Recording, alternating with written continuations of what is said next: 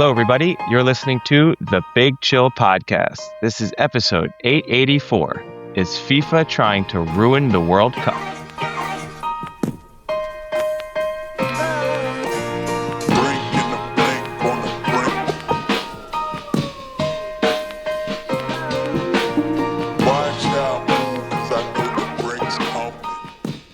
Hello, Big Chillians, and welcome back to the Big Chill Podcast. I'm Frank, joins us by Eddie. Eddie, how's it going? Yeah, things are going pretty well. It's heat wave isn't quite so bad this time around, although France is on fire, as is a significant portion of Spain. But where I am, it's okay. So that's all that matters. Too, I saw as well. Yeah, I mean, it's just going to be the whole world at a certain point. So my question is going to be, when does it stop being called a heat wave and it's just called heat? Like, when does it stop being a wave and it's just consistent? I was watching some report that was then talking about how not to go full climate change talk on it, but how one of the biggest risks of climate change is some of the currents in the water because of changes in water temperature so sort of the current, whatever the current that flows from basically Mexico up to Scotland, that's likely to stop if the water temperature changes too much. And the impact of that, and also some of the sort of warm airflow as well. And the likely impact of that is that parts of Scotland could basically turn into the coldest areas of Canada. And so the prospect would be like -40 winters and stuff like that. So, oh man. So that would be the opposite of the heat wave.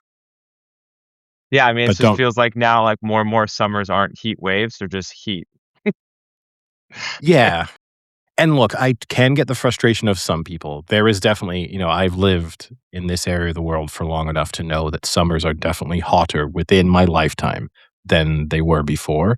But I do also understand there is the occasional person who goes like, well, it was still hot in the summer. It's like, yeah, you are correct. Like, it's not as if every time it hits 35 degrees Celsius that we have to treat it as if the world is burning, although the world is burning. But yes, but it is definitely warmer than it used to be. Are you getting smoked out? No, far enough away, thankfully. So no impact of the actual fire itself. But did mean I am considering like trying to do a little weekend away somewhere in France in August. And I can now completely rule out the southwest of France. So that's narrowed down the field by 25%. So, and how are you doing? Yeah, I'm doing all right. Nothing much going on here. It's just been a busy week of I had to give a presentation for a cardiovascular conference, but I don't do cardiovascular research. So that's always interesting. That was slightly stressful. Sounds like a good use of everybody's time. That's keen-eared listeners will probably be able to tell a slight audio difference coming from your end, both last episode and this episode. So, do you want to explain why your microphone situation has slightly changed over the last week? Yes, my microphone, unfortunately, was left in the Graduate Hotel in Madison, Wisconsin. The system they have, I get it and I understand, but it is also slightly annoying. So they work with like a third party that basically just like takes items left from hotels and ships them to you, which is nice because then the hotel isn't dealing with having to ship things and stuff like that. And I fully get that. But I called up the hotel no more than an hour after we left. And I was like, hey, I know I left my microphone in this exact location. I know exactly where it is. It's in the first drawer in the middle nightstand. And the person said, oh, they haven't even cleaned the room yet. So, shouldn't be an issue. Instead of just being like, let me just go up and get it, which was the first thing that kind of bothered me like a little bit. It's like, just go look right now. Like, and then 3 days later, I got an email from this third company party being like, just to let you know, the Madison Hotel hasn't found your item. And then I emailed back being like, "I find this really hard to believe. I called an hour after I left, told them the exact locations of where the item is. They hadn't even had a person in the room yet. 3 days later, they don't have the item." And 2 hours later, I got an email, "Your item has been found."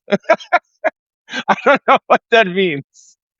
But yeah, it is now being shipped by this third party for, a high cost. Yeah, you have to pay for the shipping, Yeah, it's like $40. It's not that much. It would probably be about and that's via, like, 20. UPS or FedEx? Yeah, I mean, I guess they could just drive it to you from that distance in fairness, 5 but hours. yeah. Alright, Yeah, well, slightly. So we'll be back soon, I look forward to it. as do I.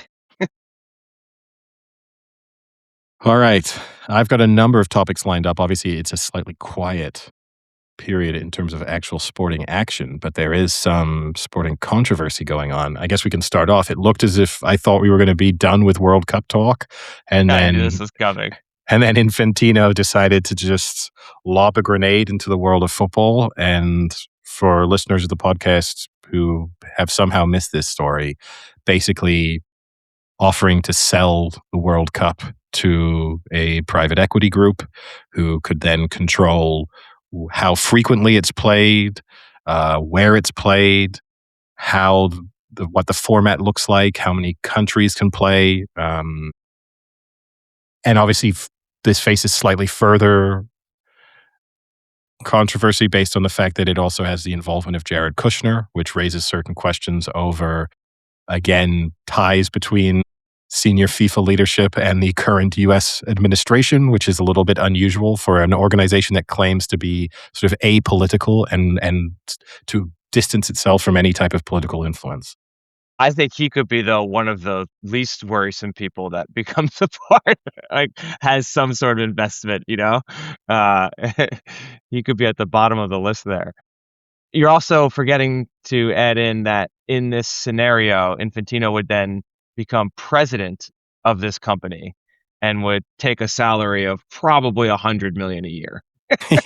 Yeah, I'm sure there'll be some nice kickbacks for him. And obviously, the And I'm prospect not here. joking about that number, like, that's, like, a pretty realistic number, like, 'cause Goodell makes 65 million, I think I saw, a year as the NFL commissioner, so he's gonna be taking in more than that. Yeah. And then obviously the selling point, the way he's going to try and convince the various football associations to agree to do it is that they're going to get a lump sum, which the reported figures are somewhere between 25 to $50 million. It kind of varies depending on who you hear speaking about it. Which obviously for the major footballing nations, that's nothing. But for the minor footballing nations, that's a huge amount of money. And also not to be further skeptical, but when I factor in that there's probably some corruption within a lot of those football associations too, I'm sure the prospect of a, let's say, $45 million cash injection into random small countries football association, they can probably siphon off a little bit of that for all of the senior members. So that's probably a little bit of an incentive too.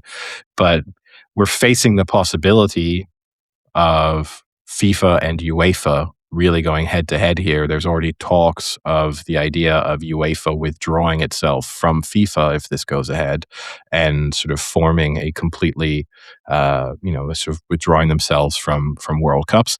Which the interesting thing, the reason why I have a little bit of skepticism on that front is that the first test would be the Women's World Cup, which is next year.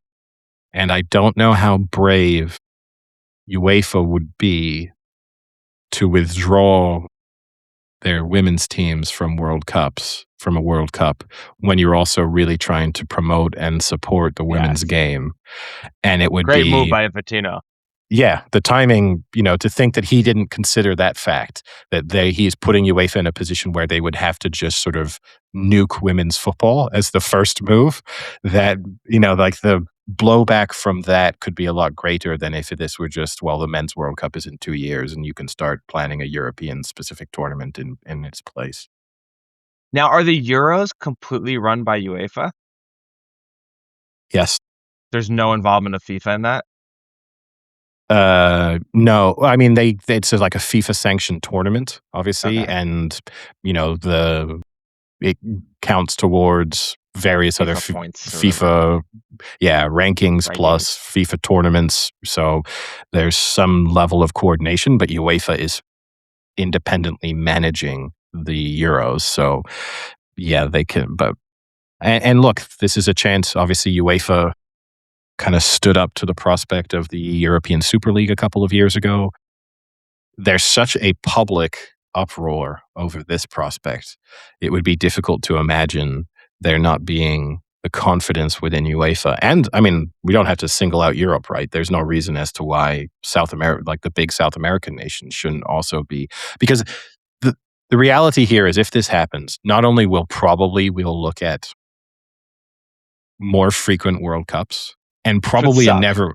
probably a never-ending World Cup, because what they'll probably just do is, like, it will be a 2-year constant knockout tournament involving every country, and so you won't have the sort of finals will take place, but for the final, 16 nations that make it, having gone through, constant, like, kind of just a huge tournament to get there. But on top of it too, like, it will almost certainly be almost exclusively held in North America and possibly Europe. But if you're Are we South are America, are we sure it's not gonna be held a lot in the Middle East? maybe. I have certain skepticism as to, like, whether or not they really have the infrastructure, especially if you do an expanded Yeah, but tournament, they have right? the money. They have the money, but I mean, we have seen the appetite for some of those Middle Eastern countries to spend money on sports is slightly diminished in recent years, because I think they've maybe seen that the rewards they were hoping to get from that have not always been there. So, and look, also, yeah, I think the Middle East is a prospect. But if you're Argentina or Brazil, you're never hosting a World Cup if this goes ahead. And if you're Australia or an African country, it's never happening. Japan, you're never hosting a World Cup. So that's where I hope countries grow a spine, is knowing that this would turn the world's game into a very limited game. And on top of that, too, be run entirely for profit, which means we're going to get even worse price gouging than we're already getting, and just like an awful version of international football. 4 more hydration breaks. Yeah, like fully sponsored teams. Like, at that point, you're going to have sponsorships start to appear on nations because you're going to just try and maximize profit as much as possible. So, it's going to turn the World Cup basically into Formula One. Realistically, is sort of where that would go, and Or what Super I would, League. yeah, because what I would worry about too is, like, the small nations, they might look at this and say, like, oh, but a big sort of straight knockout tournament, maybe that actually is more interesting for us. Maybe we have slightly more of a chance. And actually, if we just have a big cash injection up front, and plus it's sort of the tournament itself is being optimized for profit, then, long term we might actually benefit from that. The reality is, once you set up that tournament to be sort of answerable to investors and to have to be optimized for profits, in the not too distant future, you're going to have a boardroom conversation of, why is it we need Curacao to be playing in this tournament? Like, what's the financial benefit of Curacao playing? Like, isn't it better if we just guarantee that it's Italy against Brazil in this round versus, like, what's the point of this? Like, they don't send as many people. The people that do attend don't spend as much money. Like, Their we, matches never sell out. yeah, not as many people watch it on TV. We should just guarantee that the top 20 nations, the top 16 nations, are always playing against each other in the biggest venues possible at the ideal time for them. And that would be the kind of Formula One approach of, like, let's just get it down to 16, 20 countries, have them play all the time, and, have world champions every year. And won't that be fun? Yeah, it's like an international Super League. Yes. Yeah, it's so ridiculous. I mean, I just also love that while he's now what I don't know what the official title is. Are you the chairman of FIFA or president of FIFA? Whatever it is. He's the president at the moment. I love that while he's doing that, he's like, "Hey, here's what we're gonna do. We're actually gonna make this like a private corporation company, and you know what? Once it's established, I'll just run that, and I'll just take a huge profit and run that." This is should be the next step for FIFA. Like, it's insane that people just watch him do that and propose this and think that that makes any sense and that that all isn't like the most enormous conflict of interest and just shows truly the type of person he is. And it's ridiculous. It's so disappointing. Yeah, and I mean, the only thing I'll say is I have to admire his balls because he already faced quite a lot of backlash over the certain elements of this actual World Cup, and you sort of thought like, oh, if you're Infantino, the smart thing to do will be to lay low slightly. You're uncontested coming up for the next presidential election. If you just don't ruffle anyone's feathers between now and that election, you'll remain uncontested. You'll get your next term, which would have to be his final term. So that's part of the reason why he's doing this, right? Is because the writing's on the unless of course he changes, he could just Rules. allow himself to have further terms. But you have to hope that he doesn't have an uncontested election. Like I don't quite understand why, even if you're going to lose to him, at least show that there's an opposition that at least says something. Like that's a statement being thrown out for someone to come out of there and say, I don't like this and I'm going to stand. My principles are going to be everything that he is doing is wrong.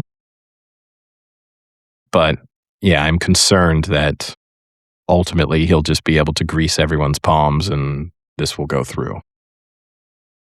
Quite crazy. Yeah. And it would Yeah. be like it would ruin what makes the World Cup special in so many ways. I mean, I think you would see so many changes like you're saying in terms of what teams qualify and how they qualify and I agree with you. I think you'll ultimately lose some of like those underdog qualifying stories or the heartbreak of a country or a nation not making it. I think that's equally as kind of some of the charm of FIFA.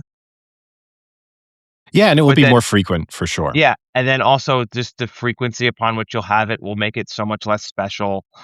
Um, yeah, I it's just frustrating when everyone thinks that when something goes well and was well received, that the answer is let's just do more of that. Let's just never stop it.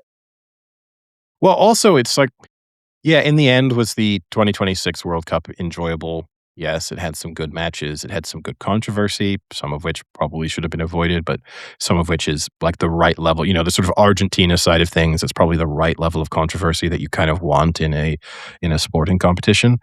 But the whole talk is like, well, it made more money than any tournament ever. It's like, well, yeah, I mean, it was the biggest World Cup ever. So just from that fact, it should make more money. There's more matches and it was hosted in one of the countries that obviously you're going to be able to price gouge people more and more efficiently than you can do in some other host nations.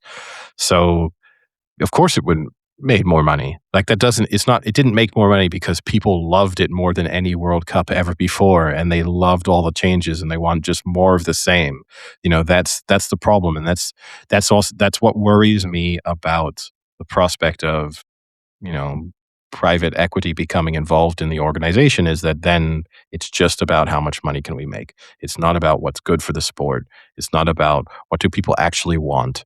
It's just if people vote for with their dollars, then the people with the most dollars will have the most say and we'll just listen to them over everybody else. But yeah, we'll see what happens on that front. What's your And next other sports story you've got? my next sports story, so don't know if you saw Luke Kuechly uh, is being inducted into the NFL Hall of Fame. Are we sure Luke Kuechly is a Hall of Famer? Fantastic player. And I understand that if anyone played with him or against him, they might say best linebacker I faced or best player on my team every year. But ultimately, like, are we setting the bar for Hall of Famer? a little too low at times of actually your team doesn't need to be that successful. I mean, they had what, one really good year with the Panthers, basically. He made a Super Bowl. And then other than that, it's a lot of missing the playoff seasons. He's injured for a sizable chunk of his career through no fault of his own. Like, that's not a knock. His career overall is pretty short. Yeah. And I'm not I'm not doubting. I can understand someone like sitting in a bar saying Luke Kuechly might be the greatest linebacker in the history of the NFL. That's fine, and you can make that argument, like most talented, whatever. But that shouldn't mean that you're then a Hall of Famer. We always have this. We have this argument so many times about what defines a Hall of Famer. But if you're not the best, isn't that what defines being in the Hall of Fame? That you are No, one I of the best players of your generation? no, I think the Hall of Fame is supposed to be, in my view, a sort of museum that tells the story of that sport throughout history, throughout that period. And if I'm 30, 40 years from now speaking about what the NFL was like in the late 2000s, the 2010s, I don't think Luke Kuechly gets a mention. And that to me is But the but then what does get a mention? If someone said who was the best linebacker in the 2010s, well, I'm he not doesn't I get a don't mention? I mean, look at it. He one I mean, of and the that best. I'm not gonna say he's you know what I mean? Like, I don't think he's the best, but I don't know, because otherwise we're just saying the best person in every position in a 5-year period should automatically be a Hall of Famer, because we don't do that. Like, I mean, they kinda do that. not really. We do in certain positions because there's a huge positional bias in terms of Hall of Fame entry. So, like, we're not putting yeah, if you're a linebacker, if you're a skill like a position player, you're gonna get in, but you're not necessarily getting in because you're the best, you know, defensive tackle in that period. We're not rewarding those players in quite the same way. I mean, I would say if you took decades and you said, "In this decade, who are the top 3 of each position?" I would bet that they're in the Hall of Fame. Probably, but most of those players also probably had longer careers than Luke Kuechly and more successful careers in terms of either individual achievements, so maybe winning individual awards throughout, like someone who's won an MVP, which I think as soon as you've won an MVP, you're kind of entering Hall of Fame discussion more seriously. Or you're because I mean, here's the tough thing is like, is Cam Newton a Hall of Famer? Cam Newton, a Hall of Famer? Probably not. I don't think he was Didn't his best I don't think he was the best at his position long enough. you don't think that Cam Newton could say he was a top 5 quarterback in the NFL for as long as Luke Kuechly was a top 5 line? No. I disagree. I mean, I think that whole period where the Panthers were good, right? Cam Newton is a top 5 quarterback in that moment. And not only is he a top 5 quarterback, he's a sort of alien quarterback in terms of we've never seen anything quite like Cam Newton. He further changes the game in terms of what a mobile running quarterback looks like. He sort of paves the way then for the next generation of quarterbacks come through. Like, does Josh Allen exist if Cam Newton didn't exist? Possibly not, like in terms of the freedom of just giving your quarterback to just bulldoze people on runs. Whereas has the linebacker position radically changed because of Luke Kuechly? I don't think so. So Cam Newton won the MVP that year. He was first team All Pro that year and was Rookie of the Year. Uh, but never again was first team All Pro or second team All Pro. And I'm not saying Pro Bowl. This is different than Pro Bowl, right? Because we both decided how many Pro Bowls you are means nothing. But All Pro is pretty much, you are the best at that Like, position. is Fred Warner a Hall of Famer if he retires right now? Fred Warner? Ooh, He's had a better career than Luke Kuechly. I have to look at his career. Well, he's played in multiple Super Bowls, 3-time first team All Pro, 3-time Pro Bowler. Luke Kuechly was Defensive Player of the Year, which, okay, and Defensive Rookie of the Year. And 5-team All-Pro. Yeah. And the only reason I think probably 2016 was he out for that whole year. No, he wasn't. He got second team All-Pro.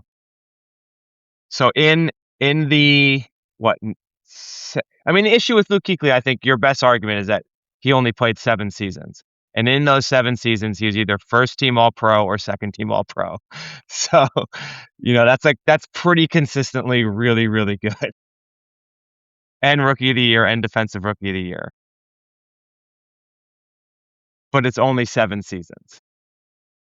Yeah. And look, I'm looking at the list. Like, I'll reverse it. Like, do I really think, Patrick Willis played the same number of seasons, 7 seasons. He's also in the Hall of Fame. Got in 2 years ago. He's better than Patrick Willis. I don't think Patrick Willis should be a Hall of Famer. I think you just have a higher bar for the Hall of Fame. I mean, I do. The NFL kind of does it the right way in terms of it's a limited number of people who can get in each year. It feels like it should be really hard to get into the Hall of Fame, but then I feel like there's just people and it can't just be quarterbacks, which, you want to avoid the idea that it's just quarterbacks. I mean, Patrick Willis has almost the identical career to Luke Kuechly. They both played 7 years. They both won Rookie of the Year. They were both 5 times first team All-Pro. Willis, though, never won Defensive Player of the Year, whereas Kuechly did.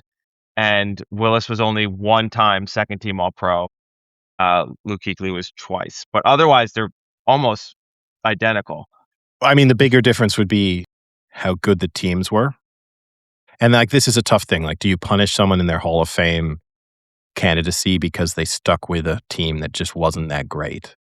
And the reality is, obviously the 49ers teams that Patrick Willis were on were more consistently good compared. And not only that, I think, again, if I use my idea of what's the history of the NFL look like if I speak about that period, I think I would speak about a dominant 49ers defense throughout the period in which Patrick Willis is there, sort of as that Harbaugh era begins. And I think I would have to speak about that too, because you'd sort of say you have the 49ers sort of establish themselves as the league's dominant defense, and then the Legion of Boom emerges out of the NFC West. So you have these sort of 2 titanic defenses that come about at a very similar time and then go head to head for a few years. Meanwhile, over in Carolina, there's Luke Kuechly making intelligent plays. That's I don't know. It's not a hill that I would die on of the Luke Kuechly is not a Hall of Famer. If I were a talking head on an ESPN show. He went to 1 Super Bowl, yeah. How'd that go for that defense? So went to the Super Bowl. No, right, but it's not sustained good teams, right? And it is hard. I think that's a standard you had to hold really for a quarterback, of the influence they can have on the success of their team is so great that if your team is never good, I think that sort of eliminates you from consideration. With a linebacker, I mean, yes, you can heavily influence a game. You can be a dominant defensive force. But if your offense just sucks, it's not as if you can drag your team single-handedly to Super Bowls. But I don't know. It just sort of struck me of how many linebackers do we think should be in a 20-year period? How many linebackers should be entering the Hall of Fame? It feels like there's a lot, because there's definitely a couple who obviously. Yeah, because you have a second issue now, is that you have outside linebackers who are kind of like a mix between a linebacker and a defensive end versus your true middle linebacker. So that kind of adds to it a little bit. So I think you're going to get more of those outside rush linebackers. Stat patters. Yeah. Because how many are in there from 2000 that played in 2000 or beyond? How many linebackers are currently in the Hall of Fame? I'm doing a look for you. Because, I mean, you can look at a couple already that I could see who you're like, okay, these Like Von Miller is definitely going to be a Hall of Famer, right, when he retires. So that's a Yeah, stat linebacker who will pattern. definitely go in. Uh, uh, Bobby Wagner will definitely be a Hall of Famer Yeah. when he goes in. Like, here's my issue: is if Luke Kuechly is a Hall of Famer, then that kind of means like Khalil Mack is going to be a Hall of Famer. Ooh. So since 2000, okay, let's go like 2010 onwards. So players who really played in the 2000s. I You think Khalil Mack have, will make the Hall of Fame. yeah, you will. Put money on it. So recent years. So obviously Luke Kuechly this year. Randy Gradishar, made it in 2024. That is. This is a tough thing when you look at the list because there's going to be some guys who just, Randy Gradishar's old. yeah, I He can tell played from in the the name. 70s and 80s. No one called Randy Gradishar is playing in the NFL nowadays, as in just that name is not making the NFL. Patrick Willis, obviously in 2024. DeMarcus Ware in 2023. Chuck Yeah. Howley in 2023.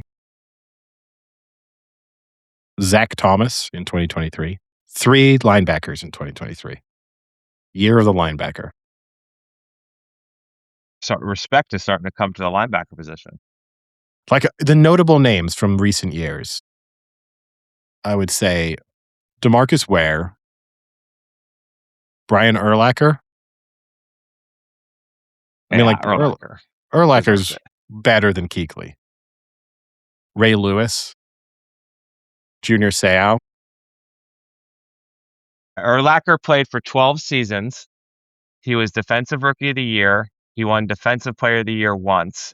He was 4-time first team All-Pro Made it to a Super Bowl. So he had and 1 made it to year a Super Bowl. of really good team success. So in half the seasons, Luke Kuechly has all the same accolades.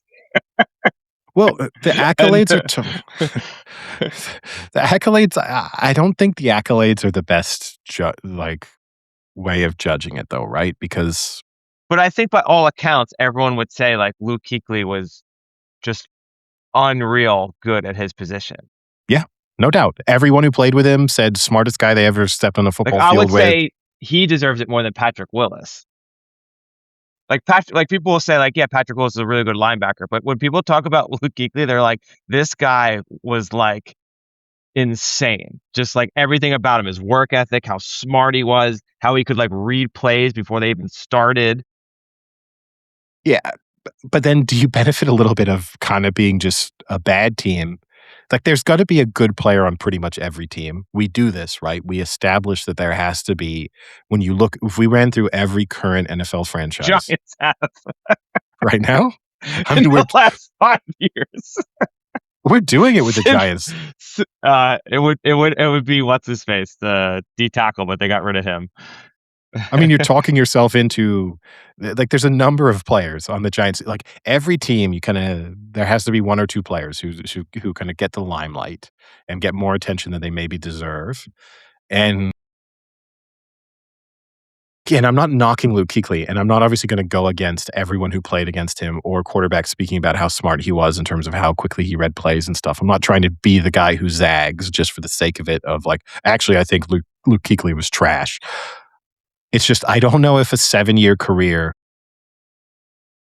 I don't know if a 7-year career, like, because I'd be interested to like speak to the Hall of Fame committee and say, what's the shortest time you could play in the NFL?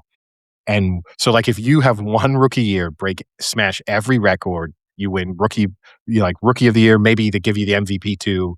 You win a Super Bowl, you're Super Bowl MVP, and then you go, you know what? I'm good.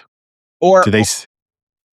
I don't. I think if you say I'm good, they don't give it to you. I think if you have an injury, that could be a different story.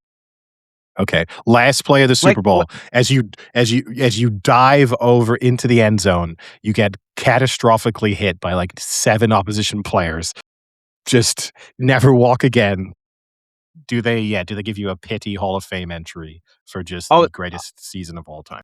I would say like RG3 would, if after his rookie season, he had 2 more years that were just as good as his rookie season, but then too many injuries and is out after 3 years. Okay, here's an easier one. If Colin Kaepernick had won the Super Bowl, like if he completes that drive against the Saints, not the Saints, in New Orleans against the Ravens, is he now a Hall of Famer? You know what I mean? Like, it's he has 3 years of being just the most electric thing in football on arguably the best team in football in that period. He's doing stuff that we've never seen from a quarterback, but because he never sealed the deal, it's easy to say, no. And also things ended badly. But I don't know. I just feel like I know you can't write down what the requirements are for Hall of Famer. I think number of years could be written down. Like, I would be interested if they just said you need a minimum requirement of 5 seasons for us to even consider you. I don't know. Maybe I just come across as a Luke Kuechly hater. So, I think you do, but it's okay. I mean, I like Luke Kuechly. He seems like a nice guy.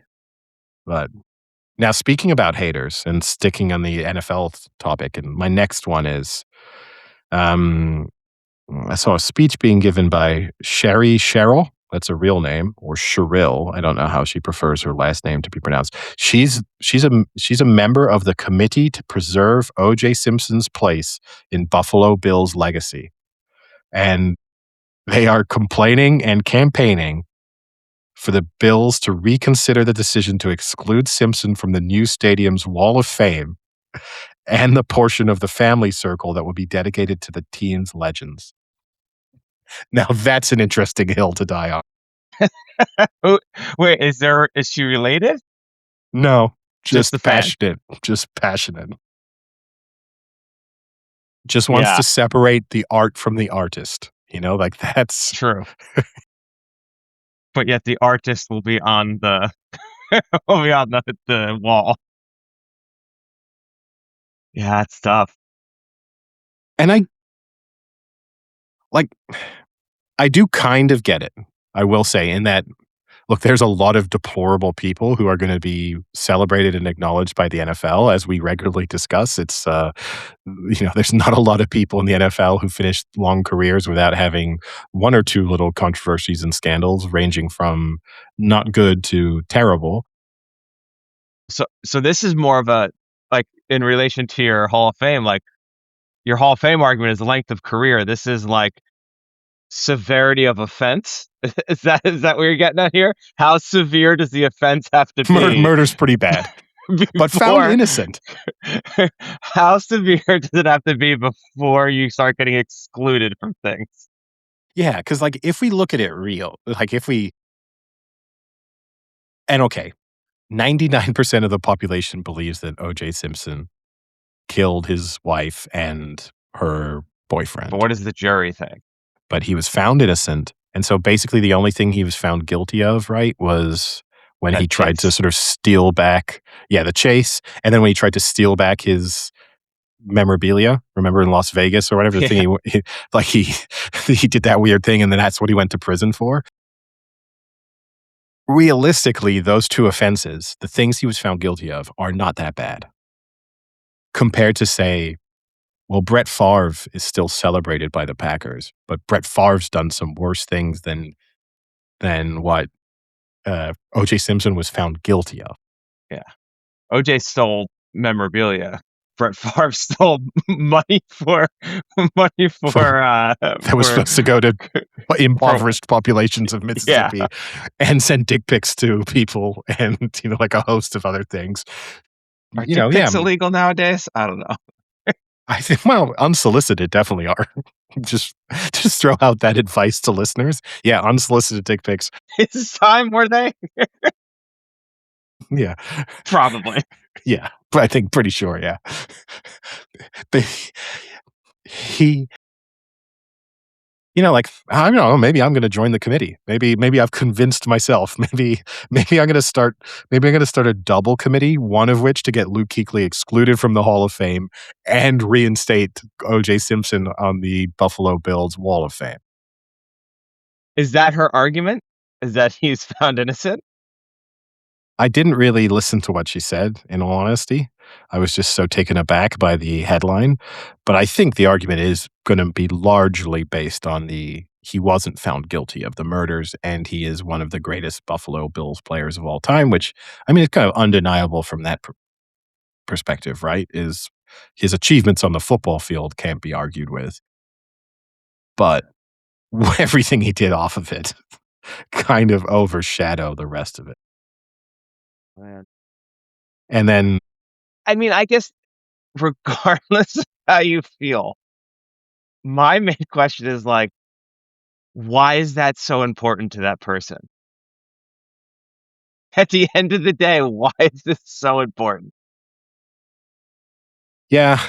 And look, I mean, things have to be important to everyone. I do feel that way about a lot of sort of political topics where I think like, why is that the one you've decided to focus on? Like, and again, yeah, we need people to invest their time in a whole host of things, and so we should always be appreciative of someone being willing to kind of go out of their way to help something.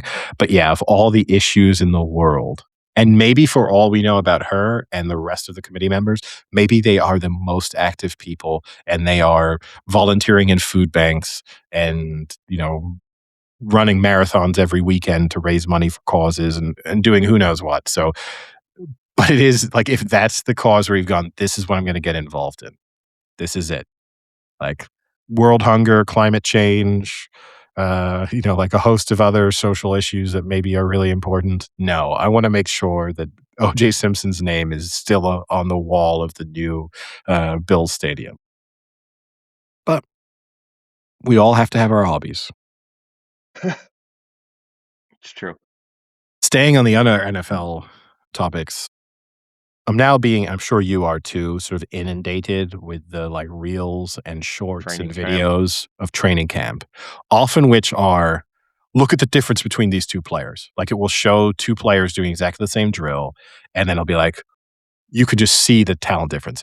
I'm not gonna lie, 9 times out of 10, I can't tell that much difference between the 2 videos, and not because it's some unique skill like, "Oh, it's a defensive lineman," and I don't know how to gauge which one of them is doing it better, but it'll be like a wide receiver running a route, and I don't know, the footwork looked good from both of them, and they both caught the ball, and they both looked reasonably fast. Like, I don't know why I would single out one of them for being like, mind-blowing performance from Marvin Harrison Jr. Speaking of Marvin Harrison Jr., to see the training camp photos of him. He's put on some muscle. Yeah, I mean, him and then obviously CJ Stroud turning up and looking like a kid who is turning up for summer school. Yeah. That Did and again, like, does that really and Patrick matter? Like, Mahomes' knee, to see his knee and his leg. yeah. And did you see Like, Kelsey's gut? Did you see that one yet? yeah, but I mean, he's always That been not like tubby. this, dude. This looks bad. He looks like he put on 30 pounds this summer. Well, he probably did. He got married, but, probably enjoyed it, but yeah, I don't know. Yeah, most of this, I don't know how to read into, And like a it's lot of training these. camp. Like, people can look great or people can look bad when there's no, like, presence around them, you know? Yeah, but yeah, I just don't know. I don't know unless if a coach came out and told me, like, one of them is blowing us away, then maybe give some credence to that, although we don't have to go back over the Trey Lance reports, right? But you can Oh, you can look you can look pretty good in training camp. Sometimes it doesn't mean that it's gonna lead to a great NFL career. I guess we could round off maybe some of the NFL controversies with the Kyle Shanahan story that he wait, he was in a go in a ahead, go car ahead. accident, which it turns out he was at fault for. Although initially the Niners obviously worked with media to kind of encourage them not to release the story. His injuries are Like pretty Pretty gruesome. He's had bad. 40 stitches in his face, which is a lot of stitches in your face. Like that's Frankenstein level of stitches in a face. Like Kyle Well, Shanahan, are they all in one spot? It might not possibly. just be like one straight line. Yeah, Halloween costume for Kyle Shanahan has been sorted. But Broken ribs as well, I think. yeah, I mean, which what I like about it is they're saying he was driving 20 miles an hour. I don't know if you can do this level of damage to yourself at 20 miles an hour. Well, I think that is one part of the story that just doesn't add up to me. The other part of the story is I don't know if you've heard. I'm sure you've heard what Shanahan said. Is he said I wasn't on the phone, but the phone dropped and I went to get it. I want to know the scenario that you're not on a phone, but you're holding it somewhere up to your like head or something, or you're not using your phone, but you're holding it in your hand and it drops. And not only is that the first part, is like, why are you just holding a phone if you're really not using it or doing something to it? But then when it drops, that you have to instantly go and get it. Because if you weren't really using it, you'd say like, ah, shit, I'll grab that when I'm at a stop sign or like when I pull over. Is the worst fucking lie I've ever heard. Like, oh, my phone dropped. I had to get it. I wasn't on the phone though. It just dropped magically out of midair, and I was so intent on getting it within that second. Yeah, and I'm going to assume that Kyle Shanahan is, like driving a pretty nice car. He's not in my Topolino, where if I stick the phone in the like phone holder, sometimes the car just rattles around and it can fall out. Like I have Maybe had that he's a happen. listener. Maybe that's if you Maybe. want to try it. Yes. Like, what's And this in fairness, Topolino that he talks if you about? told me that at 20 miles an hour you could do that level of damage to yourself, if he's in a Topolino, I believe it. So this is what he should just come out and say. I'm a passionate Fiat Topolino user, and it's backfired horrifically. But yeah, the reports are he's definitely on his phone. He probably didn't have his seatbelt on, because that's the only other thing that also sort of explains the level of injury that he's sustained. And I will give him some credit. I think I hate the fact that there are people who are annoyed that this was some sort of cover up, and it's like, look, I think I understand why the 49ers would say to reporters, like, we don't have to discuss his injuries. If this turns into a scandal worth reporting, as in he's being prosecuted for something, then yes, you have a duty at that stage to step in. But if this is just a case of a guy's had a fender bender and has hurt himself a bit, and it has he's going to miss some of training camp, but it's going to have no impact on the season, then I'm okay with the idea of giving some people a degree of privacy. I wonder where That being Diana said, Rossini was. yeah, well, the jokes are there to be made, but I will not. but but I give him a degree of credit that when the reporting then flipped it to that the woman driving the other car was at fault, and then he came out and said like, no, that isn't the case. It was me. I was at fault for the accident. I'll at least give him some credit there for sort of stepping up. But it's He was at fault, but not for doing anything wrong. wrong. He No, wasn't. He wasn't speeding. He wasn't on his phone. he's just a really bad driver, and that's okay sometimes. But yeah, like I don't mind it not. I don't think it's a full cover up. The one thing I will say,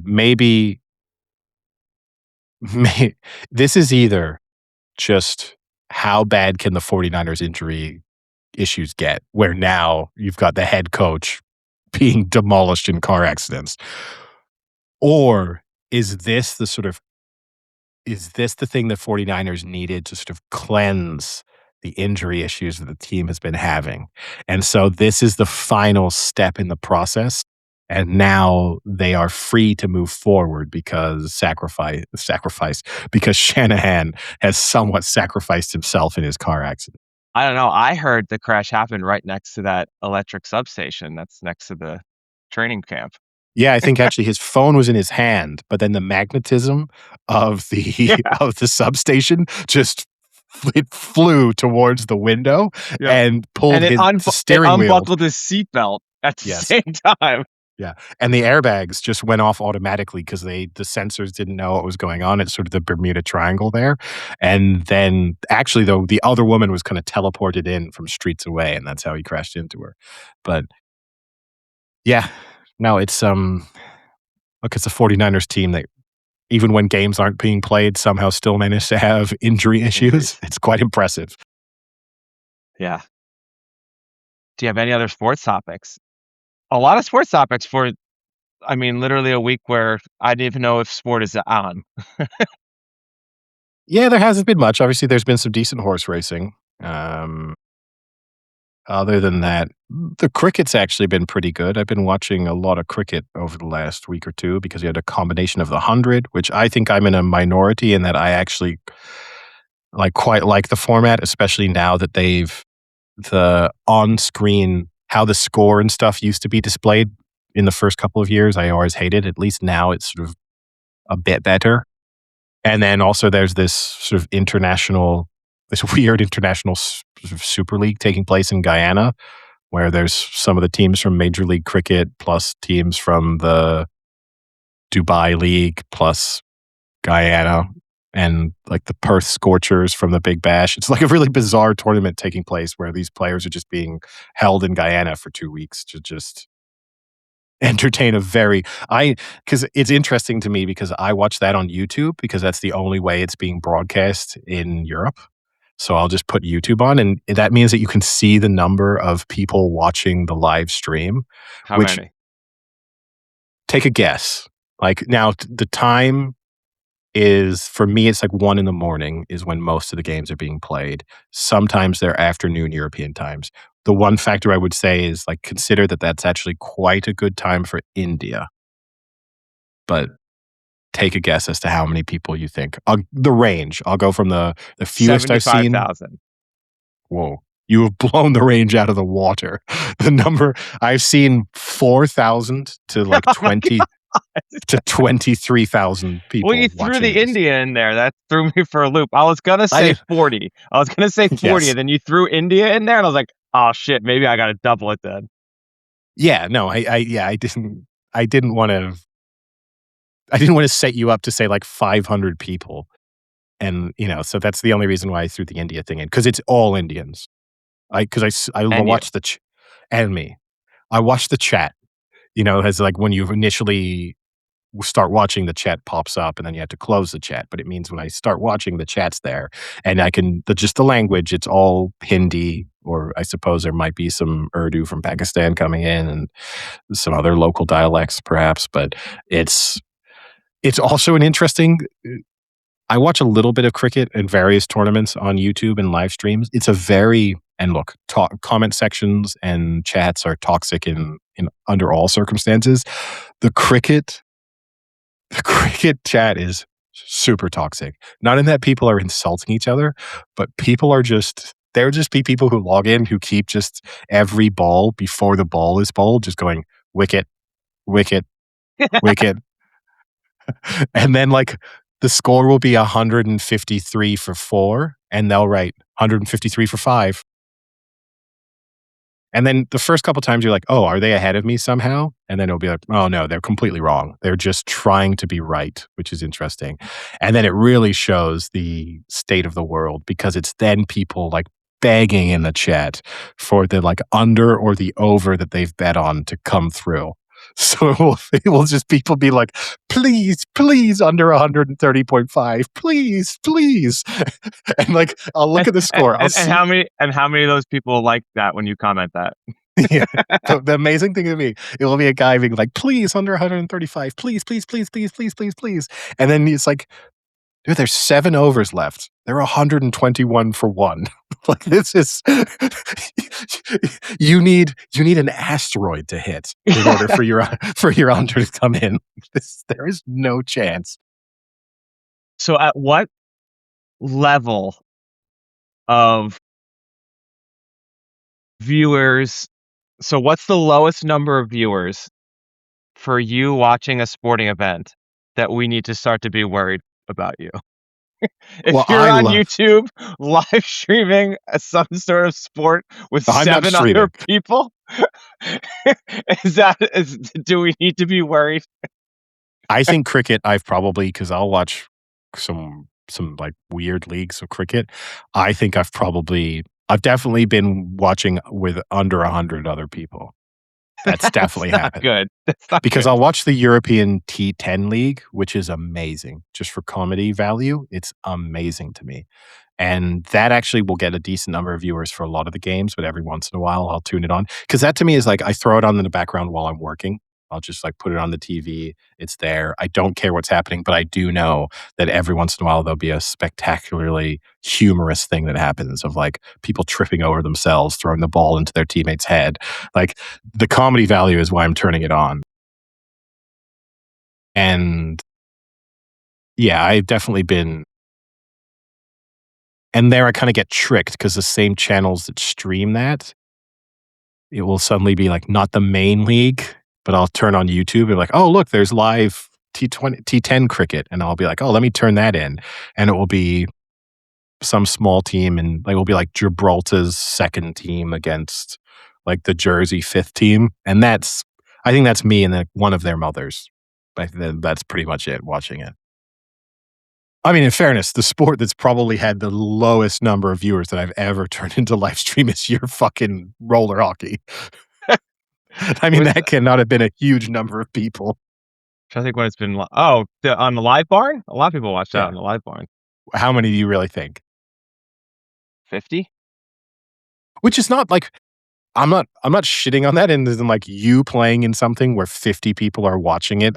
Like, it's easy to make fun of the small number, but at the same time, that's still Yeah. cool. In the pro But one, like when they live stream the pro division on YouTube, it gets, like, in the thousands pretty quickly. yeah, because I mean, realistically, if So you're I just gotta watching play you in the pro division. oh. Yeah, that's all. And maybe try playing in the NHL, then you'll actually get a lot of people watching you. But because ultimately, if I were live streaming the thing that you're playing in, or watching the live stream, I should say, and you don't know one of the people playing, that's a weirdo move. There, you're getting to the level of like, what are you doing with your life? Where you're like, no, no, no, I just want to tune in, and watch some roller hockey. Like it's just some amateur roller hockey. I'm just passionate about the game. I've got a sports pop culture combo if we wanna start shifting over. All right, let's do it. I watched the entire season of The Hawk on Netflix. Have you watched this yet? That's the pickleball No, thing? No? that's Dink, I think. That's on Apple. The Hawk is the Will The Hawk Ferrell is the golf. Will Ferrell golf one. So I guess you have not No, watched it. no, I haven't. Doesn't look Not great. great. Yeah, Not great. I don't need to watch it to know that. So I'll say this, every once in a while, it has some really, really funny, like, one-liners. It's a little too much, at least the first few, it kinda shifts a little bit. It gets actually a little better as it goes on. The first few episodes are a little too much Will Ferrell just being Will Ferrell, and I love Will Ferrell. Like, I genuinely find almost all of his stuff kinda funny. There's a lot of people who can't stand, when he does his whole act and his shtick or whatever. I enjoy him. It got a little too much in the first few episodes. It kinda scales back and it gets a little better, but overall, not that great. I would probably say I enjoyed the Owen Wilson one better, Oh, Stick? Stick. I think that one was because it just had a little better of a story to it, maybe? This one is just kind of like it was kind of like Will Ferrell was like, "Hey, I've got this great skit. I'm gonna be a really good kind of washed up older golfer, and I have a son who also plays." And it turned in from like a 10-minute skit to like a 10-episode season. So there's a lot of just like stupid shit filled in, but yeah, it's okay. It's not great. I, I actually will say, I've seen clips of it, and then somehow it was sort of a Reddit discussion about it was sort of recommended to me when I was sort of browsing Reddit, and I read a little bit of it, and someone on there, I think, made a really good point, which is At this stage, it feels like Will Ferrell can be a useful supporting actor in things, and he can still be funny with sort of a cameo and a bit part role. But his ability to be the leading man in stuff appears to be gone. And so, like, when you see him, I still find him, if it's Eastbound and Down, I think Will Ferrell in that can be really funny when he's just riffing with some other people and he's playing a small part and he says some wild things. But I can't watch 5 episodes of his character. Yeah, no, I agree. And that's kind of what this is. It's a little too much of it, but it's one of those things, right, where it's like in that 20 minutes, he has a few great like one-liners and good jokes. You're like, "Oh, that's really funny." But then it's like 3 minutes of like, "Oh, this really isn't that funny. This is kinda stupid." So it's a lot of that. But if you just have some time to kill, it's like they're quick episodes. There are some good ones. Ricky Fowler shows up. There's a few pro golfers that show up in it. Ricky Fowler actually has a pretty good one where he says some random thing and Luke Wilson's in it. He's like the antagonist. And he's like, "Good pull, Ricky. Good pull." It's like we're just like a really funny little like Ricky Fowler moment. Um, but yeah, so I watched all of that pretty quickly. I put that down in like 3 days. Yeah. No, it doesn't really appeal to me, I have to say. I did watch the thing I've watched most recently is I watched Tom Hiddleston's Pompeii. Uh, it's a 3-part sort of mini series. It's like a documentary, but they're acting out, lots of it. Tom Hiddleston is not acting it. Tom Hiddleston is the one sort of leading the investigation, I guess you could say, because he's passionate about Pompeii. Gotta have some some passionate thing, I guess. Some In people like fairness, OJ Simpson, other people like Pompeii. I was a little skeptical when I started, as it started, of like, oh, is this an actor who, yes, I'm passionate about things. Now, I mean, he went to Oxford or Cambridge, but I think it was Oxford, and studied Pompeii. classics. Well, Just studied Pompeii. classics. He reads and speaks Latin. And then the sort of starting of the show is that his first ever trip he did with his friends, sort of without parents, is when he's 17. He traveled down to Italy and went to Pompeii. And you have like, I mean, credit to him and his friends. Pretty well documented. Like there's a lot of pictures and little videos from this trip that have still survived, given the fact that this was like 2000 or 1998 it was. So to be pre-digital camera, pre all of that, and to have Yeah. this footage and sort of start off with a little like montage of that is actually pretty impressive. And like pictures of him in Pompeii in 1998. But so you can tell this isn't him manufacturing an interest that I think it's National Geographic or something. It's not them coming to him and then him being like, "Oh, okay, I can for a small paycheck, I'll do that." This is obviously like, I really like Pompeii and this, and I'll give him credit. He seems like he does a good job. The show does a good job of it's sort of trying to remind you that these are real people. That it's easy to think of people in historical context and not and dismiss them as like they weren't people. They weren't seeing out of their own heads the way that you see out of yours. And they existed and had feelings and thoughts and all these sort of things. And so you can see the kind of plaster cast people in Pompeii and not actually turn those into real humans. And that's what the show's trying to do. It's fully scripted. Like he's interacting with other experts. I say other experts. He's interacting with experts. And at first you're like, is this the first expert speaks? And you're like, is this guy just the most charismatic expert I've ever seen? Like you're like, wow, this guy is super polished as they start to talk about this. And then you realize, oh no, it's fully scripted.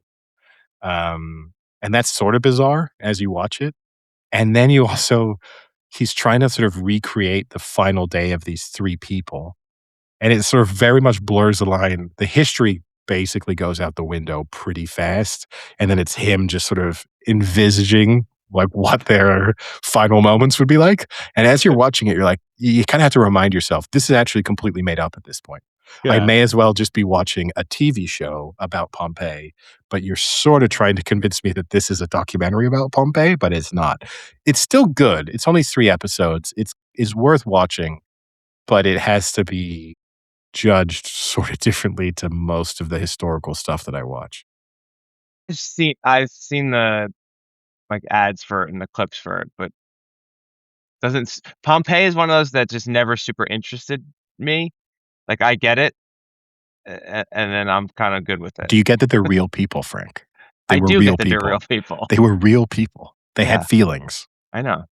I saw the and modern day version in Dante's Peak with Pierce Brosnan, so it's true. Just rewatch that instead when with the a picture grandma of jumps out into the lava lake, yeah, with a one picture of the of Tom greatest scenes Hiddleston ever. next to it. Speaking of which, I didn't tell you this, but, whilst I watched on the flight back from Houston, I watched nothing. I didn't raw dog it, but I was, like, listening to podcasts, and I read, and I tried to sleep. So I didn't watch anything at all. However, on my last night in Houston in the hotel, when I turned on the TV, Armageddon was on. And I haven't seen Armageddon in probably 20 years. Not a lot. It's, like, spectacularly bad, but So in a good. funny way. Oh, And it's amazing. the crazy thing is, I mean, I remembered, and obviously it's when I say I remembered, like, the visual effects being way better than they were. They're awful. Even given the fact that it came out in 1997 or whatever, they seem awful. A lot of the space scenes, obviously for our listeners, this isn't great, but a lot of the space scenes are just, like, close up on people's faces, just going like like, just shaking their heads wildly Yeah, to sort of convey the fact that they're going through an asteroid belt or whatever it is they're doing. But it's it's it's amazing because then also too, you look back on it and the cast is outstanding. unbelievable. Because some of the people who in the moment you're like, "Oh, Steve Buscemi," in the moment was like, he's the guy who's in Adam Sandler movies or whatever, like, now he's evolved into a really serious, successful actor, and you've got him, like, the moment that made me laugh is you got Was when they right wait, laugh I guess is it when he's riding the nuclear missile yeah, like it's a horse? that's what no, they do yeah, and they tell him to get off of it, but it's just before that when when they overshoot their landing spot, and then he's explaining to them why that sort of fucked them because 'cause But they're on yeah, a and then the other guy an goes like, "Well, iron how do you field. know this?" Yeah, he's like, "How do you know this?" And he goes, "'Cause I'm a fucking genius." It's it's it's and everyone accepts that. I was like, "I gotta try in a work meeting. I gotta just throw that out and see if that just silences all criticism of my idea." But, yeah, it's and I also loved the other moment I really loved was,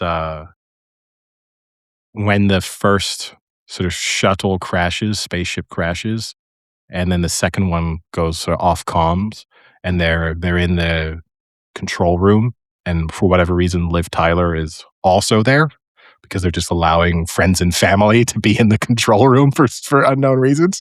And Billy Bob Thornton sort of looks at her and goes, "You should go somewhere else. I think you should leave." And then she Got just nowhere says, else to "I go. got yeah."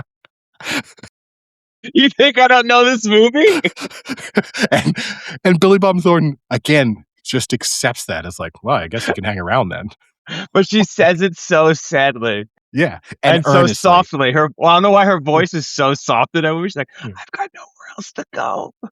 And he's just like, "Oh, okay." And then the next scene is just her, like, on one of the control panels, just with, like, her head resting to the side.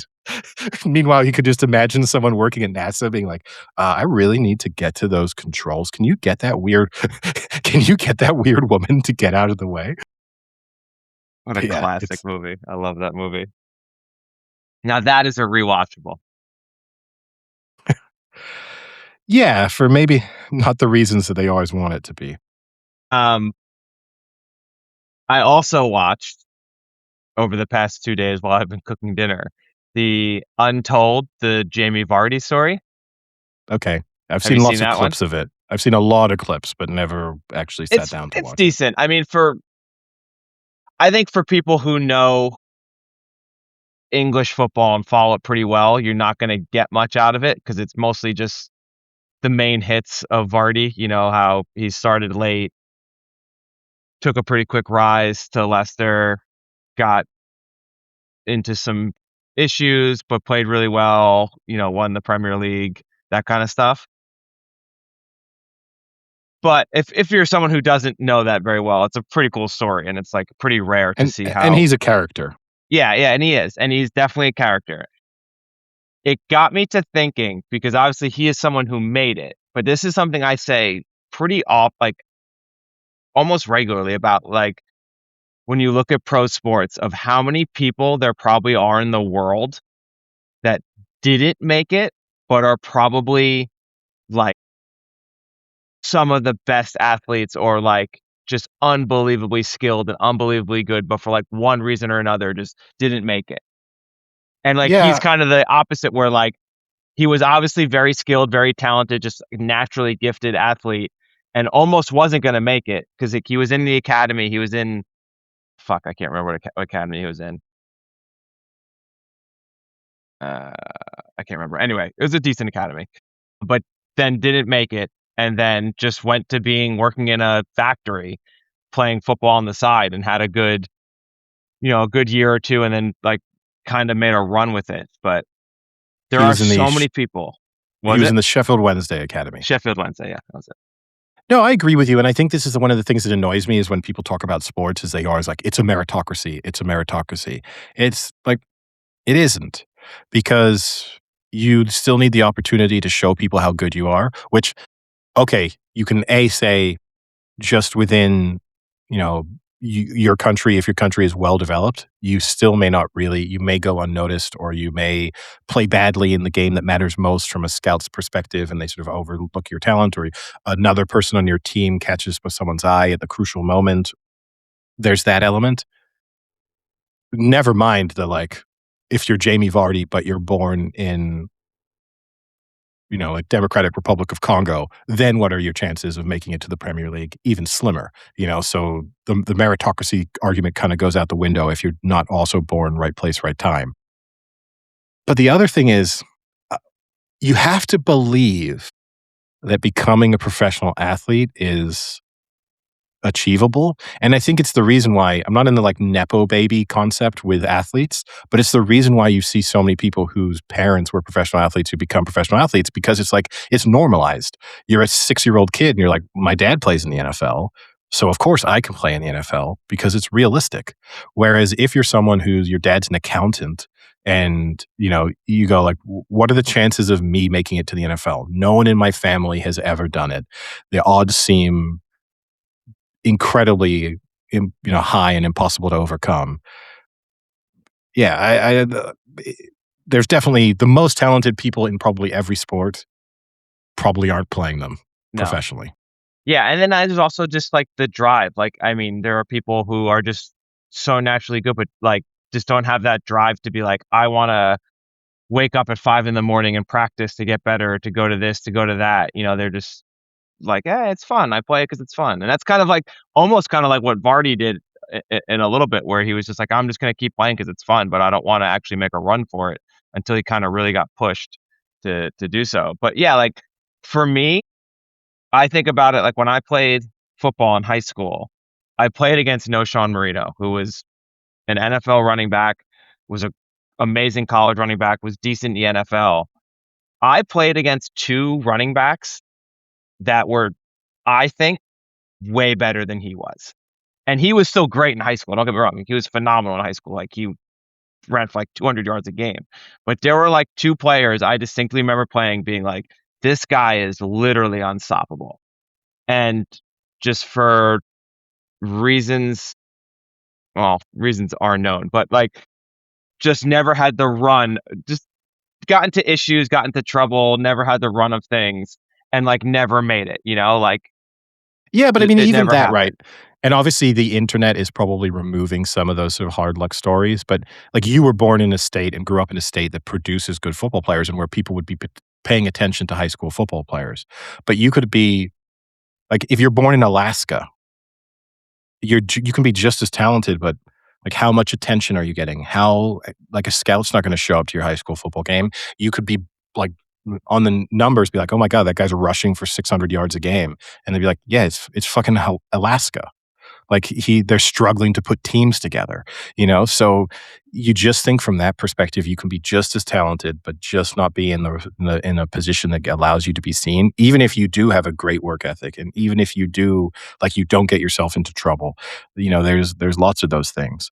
And then then you get into the more complicated. You can be Nick Kyrgios and probably be the most talented tennis player of the last 40 years, but just not have the head to compete at the right level, and just, I mean, either you could say waste his talent, or he could turn around and say, like, I have a great life, and, like, I don't want to be Djokovic working as hard as he is. Like, I think my life is close enough whilst being way more enjoyable. Yeah, true. Yeah, but a decent Untold. Like, I thought it was pretty enjoyable to watch. As I said, he is such a unique character, and you kind of hope that people like him sort of continue to be in professional sports where he does things you shouldn't do, like the drinking Red Bull in the morning that, every nutritionist or sort of person he would have worked with would have told him you absolutely shouldn't do that. But, you know, Yeah, they had a pretty good one when, like they said, when he got called up to the England squad. They were like, he walks in the first day and they have like all the physios and stuff are telling them like, you gotta do this, you gotta do that. This is like the food and the training, and then he just like is like ripping Red Bulls on the side, and they're all just like, oh God, who is this guy? and I'll say this, you see, because I'll get the like highlights that pop up. Prime Jamie Vardy, he's so electrically good in terms of like just how fast he was and Crazy. stuff, that in a sense you kind of like, I was always in the camp of, I don't really think he should be playing for England. I mean, in the squad, yes, but sort of there's no future where Jamie Vardy is, the answer to England's problems. But then you kind of look back on it and you see those moments. You're like, he was probably sort of underused. Like, we would love to have a version of Jamie Vardy now. Yeah, he would have been great to put up when they went up 1-0 against Argentina. That's true. He would have been useful in that scenario. And he definitely would have fought back. Yeah, he probably would have got himself sent off. But, Anything else? well, I think the listeners have been begging for a From update from you. This fucking show.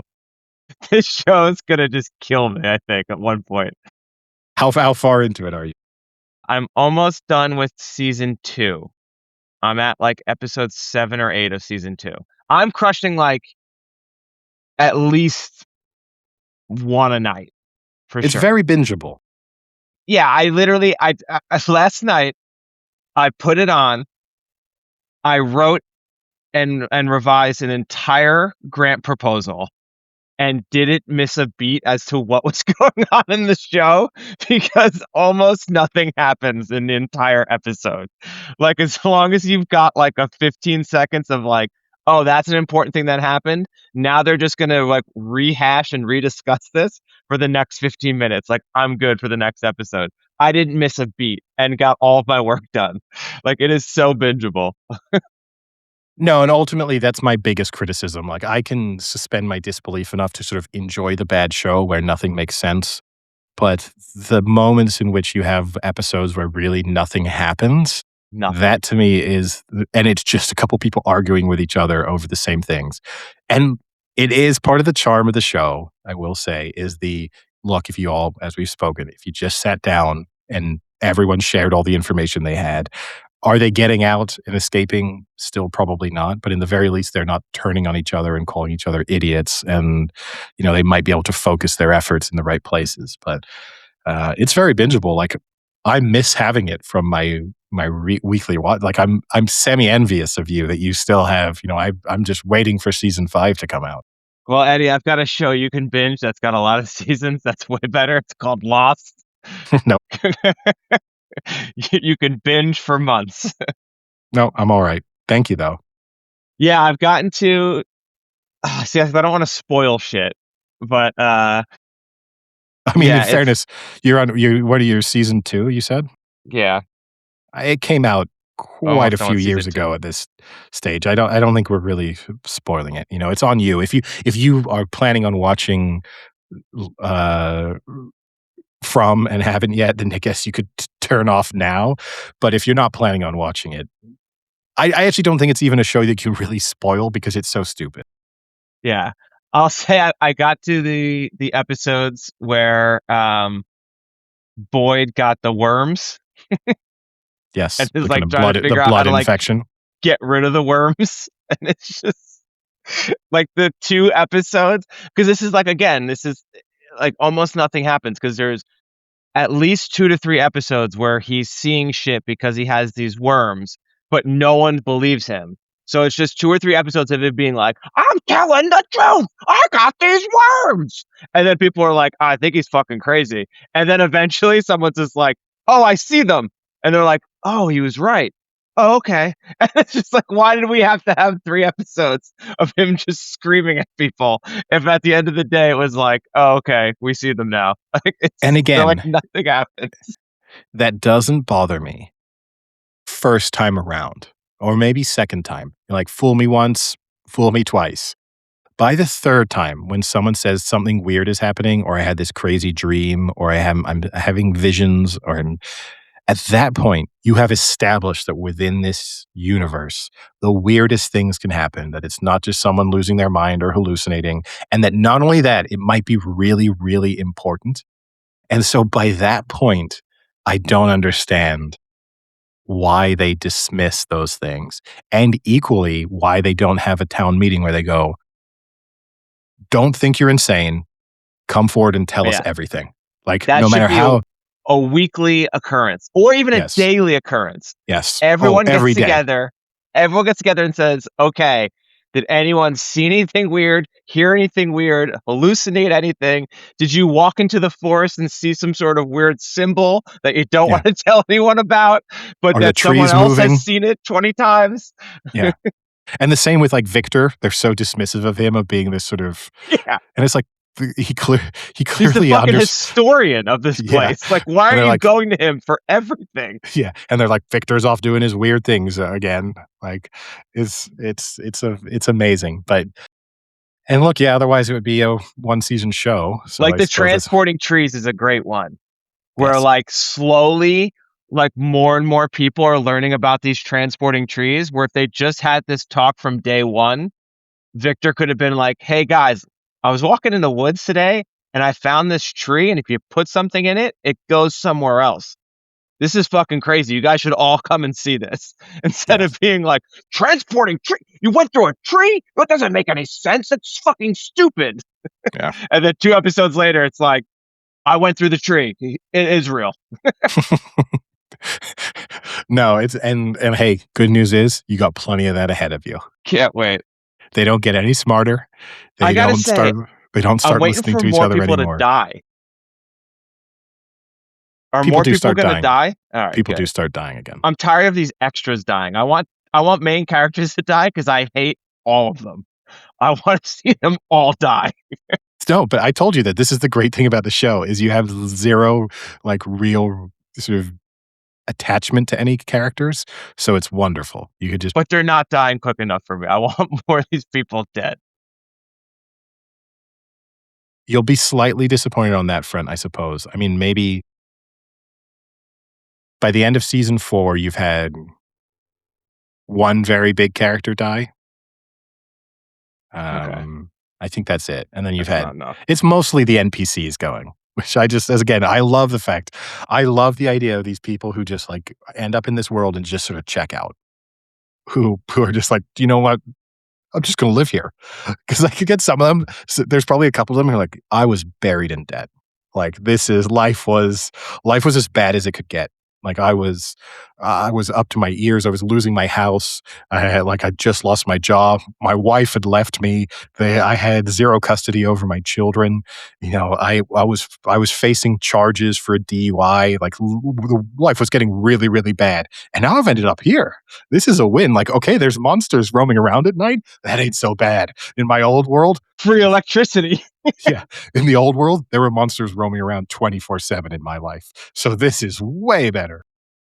Now, like, and these are other things too, is like they do a slightly, they've learned from Lost and how people reacted to Lost, where they like try to get ahead of some of the things where it's like, where are we getting electricity? And then it's like a whole 7 episode arc that never really answers it as of yet. Maybe it has, but like the answer they kind of just got was like, the wires just end. And it's like, okay, we've accepted that. Like we thought about it. We knew that audience would like go crazy over this, like where they get electricity. So we kind of did this little like arc for that, and then it just ended up in nothing. But that's just the tip of the iceberg.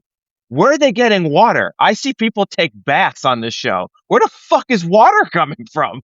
No, Where are the pipes coming from? Where are they going? Where's the sewage? Where's the shit going? Where's all that going?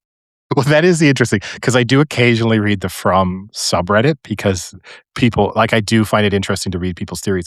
The water one, I agree. They sort of established of the like stop thinking about it. Is they were like, you don't think this is important. Don't think the electricity or the water, like the utilities are not important. It's just we've established that this world kind of works. You don't know why. And maybe you'll understand why at the end of it, depending on what the explanation is. But stop thinking about it and stop thinking that's the solution. But there was one person who was like, "Why aren't you just like climbing through the pipes? Like the pipes have to go like follow this like the sewage. It's got to go I somewhere. mean, they have At least functioning toilets. Where's this shit going? Is that also just like end? Is it just go to the caves and there's just shit dropping into these yes. caves? That's why the monsters are so angry. They're Yeah, like, stop maybe. shitting on us. We tried to establish a peace with you, and you people just keep shitting on us. But yeah, it's interesting, and I do find it funny because the creators and the writers did an AMA on Reddit, and they also acknowledge they're like a lot of you people just sort of like overthink things and read into things too much, and like we love it because it's the part of the way the show is successful is for all of you to be that invested. But at the same time, there'll be things where people are like I think I figured it out. Like if you look at the everyone who dies, like they have a cut in like the same part of their face. And then the answer to that is just like, well, the makeup department is just really easy to do that there. Like, but great theory, yeah, you'll it will be worth it in the end. By the end of it, you'll say it was a better show than Lost. I do not think that will ever happen. It will. I do like how I guess this is also going to be a theme of the seasons, maybe, because again, I'm only on the second one, but like season one, like the group's main theory was like maybe we're already dead. And now season two, the main theory is like maybe we're in an experiment. So I'm wondering what like season threes will be if that like keeps kind of shifting. Yeah, and look, I don't know if I were there, what would my theory be? It's the same thing too, like one of the big conspiracy theories about the show is that in the opening credits, you see this sort of car drive in and then you see it coming on a road and there's railroad tracks and stuff that lead across, but then those aren't in subsequent clips of the same road. And they're like, Oh, it's the railroad tracks. That's how you get out. But again, that was just the creators just like, it's just the continuity error. But, you know, and that to me is the interesting thing about what must be tough about making a show like this is in reality, if you pay it's already been attention to, figured out. probably, I'm sure there's some people have figured it out, but even if you plot it, like even if as the creator, they've tried to avoid the lost thing, they say they know what the ending is and they're not like there's some moving parts that can happen within the show, but the key sort of plot points, they know what they are. But then there has to be a moment where you do read, like go on Reddit and be like, whoa, that's a great theory. Like actually, that's way better than what I came up with. Yeah. Should we consider using what this person has written, or at least incorporating it a little bit, because that's a much more creative idea than what we had. Yeah. I don't think we'll ever get like a full dive into Lost, but I personally think that's kind of what happened to Lost, because Lost was the first show that there was really all of the like behind the scenes people talking, discussing Reddit theories. Like that was like the first real show that did that. And I think what happened was everyone either figured out what it was all about and they were like, "Oh shit, everyone knows, like, we've gotta pivot." Like they've guessed it super quickly, like, "We've gotta pivot." Or they started seeing other theories of being like, "Oh, that's actually a really good theory. Like, why don't we, like, kinda spin off of this?" And, like, started changing it based off of the reactions, which is obviously not the way to write a show, and hopefully people have, like, kind of learned from that a little bit, but I think that's kind of where Lost got caught up in itself a little bit, is I think they, like, were reading behind the scenes and were adapting too much to what people were saying instead of just, like, sticking to their guns of, like, whatever. And it's gonna be hard. I always It think has that to be. back It has to be nearly impossible. I always think that back on, like, I don't know, when you do, like, literary analysis, you'd read a body of text and you'd be like, "Oh, let's analyze this and come up." And then, like, I would sometimes think to myself, I was going through that, like, there's no way the author thought about all this stuff. They're not that brilliant. They're not like, "This is a reference to this, and this is." But then if you were the author sitting there and you could somehow sort of work with, like, "Whoa, that guy's I hadn't thought about what the sunlight represents in that moment, but now that he's pointed it out, that could be huge. Let me on the next page make sure." Like, the temptation to do that must be really, really difficult to manage. Yeah, I think a show that will be interesting to see how they respond to that will be like Widow's Bay, because Widow's Bay has a ton of people constantly commenting and, like, theorizing and giving out ideas. It'll be interesting to see if they kinda just, like, stick to what they want or if they start, like, adapting. Yeah, the thing is for me, is Widow's Bay is so sort of absurdist that I don't really try in my mind to figure it out. Like, for me But people personally, I do. understand they're definitely, yeah, because there are people who do for everything. But me, in terms of watching it, I'm not like, "What's the explanation? Like, how is the Yeah. island working?" Yeah, I'm yeah. just going, "Yeah, this is some absurd horror comedy, and I'm not supposed to be figuring it out. I'm just supposed to be enjoying it." Whereas From, there is an element of you're supposed to be watching it, but kind of trying to figure it out. Like, it'd be weird if you're like, I just watch From and I never think about it for a second. Like, I watch the episode and I never put like which theory's right, what's the most likely way to get out. Don't care, don't know. I'll see what happens. Yeah, so probably by next recording, I'll be through 2 and probably halfway through season 3 by then, so I will be caught Look, up before this last season. nice, lucky you. And I think my Boyd impression was actually pretty good. I'm gonna go Your back and listen to that. first your first sentence was really good. Yeah. You nailed like 3 words of it. It was good. It tailed off a little bit, second sentence, but yeah, the first line, pretty good impression. Alright, anything else? Don't think so. Alright, Yes, well, with that, we'll, call it a day. sounds good. Talk to you later. See ya. Cheerio.